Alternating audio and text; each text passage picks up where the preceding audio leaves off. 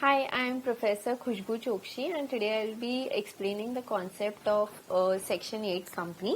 A Section 8 company is basically a company which has been established for the purpose of charitable objects.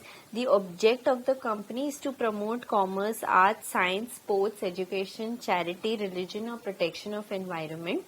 The profits that the company makes will stay in the company. It cannot be given out as dividend or it cannot be withdrawn in any manner. Whatever the profits are there in the company will be used for further promoting the objects of the company. It's a limited company by nature. A firm can also be a member of a Section 8 company, and if the objects for which it is formed, the memorandum, if it wants to change its memorandum, the object clause of the memorandum, it will have to pass a special resolution and obtain an approval from the central government.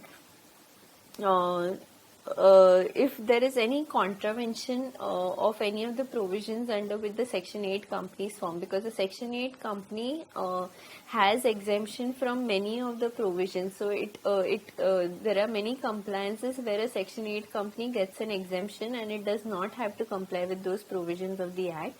So, if there is any contravention done by a Section 8 company, or if it, if it is formed for a particular purpose but it actually runs a business of something else only, then the central government will have the right to either revoke the license or give it a punishment. If there is a punishment, then there is a monetary fine for the company and the officer.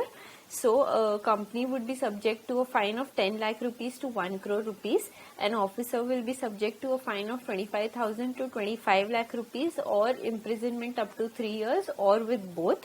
This is under 447 of the Act.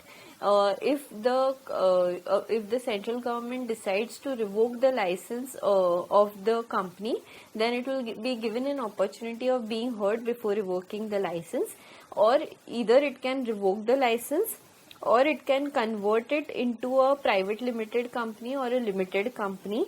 It can wind up the Section 8 company, and the surplus funds can be transferred to a similar company, that is any other company which is involved, which is a Section 8 company, or it can transfer the funds to the insolvency and the bankruptcy fund.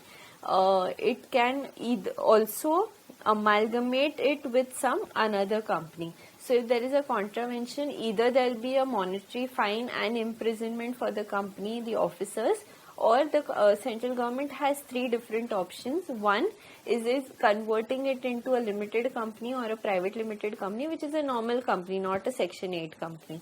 Then second option is you can wind up the Section 8 company, and whatever the funds that you get from selling of the assets, it can either be transferred to a similar Section 8 company, or it can be deposited in the insolvency and the bankruptcy fund. Third is to amalgamate the entire company with another company which is also a Section 8 company. Very important thing to note here is the exceptions to Section 8 companies. Most of the provisions of the Companies Act are not applicable to Section 8 companies.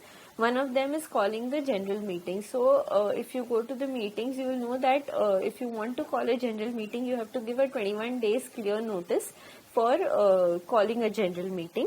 But in case of a Section 8 company, you have to give only a 14 days clear notice for calling the meeting. This is very important because this has been asked in MCQ type of questions. So basically, a Section 8 company is not for profit company, and it cannot give out the money which is earning, the profit which it is earning. It has to use it for the purpose for which it is established, and it enjoys the privileges of a limited company.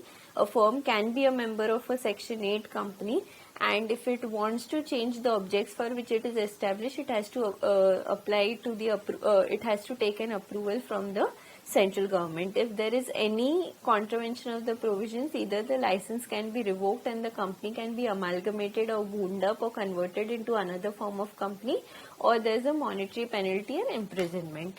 I hope you like the video. Request you to like, subscribe, and subscribe to my channel. Thank you so much.